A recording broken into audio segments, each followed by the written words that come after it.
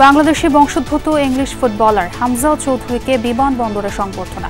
গ্রামের বাড়িতে একদিন থাকার পর যোগ দেবেন দলের সাথে।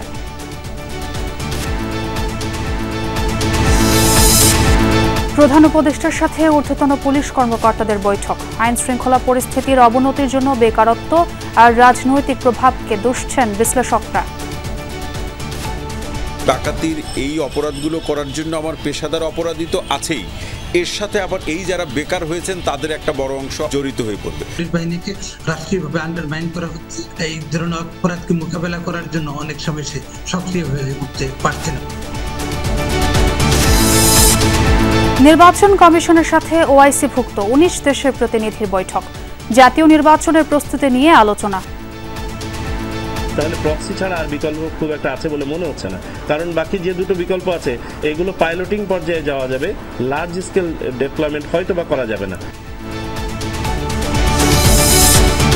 যুগপৎ আন্দোলনের শরিকদের নিয়ে নির্বাচনী জোট করবে বিএনপি, থাকছে না জামাত।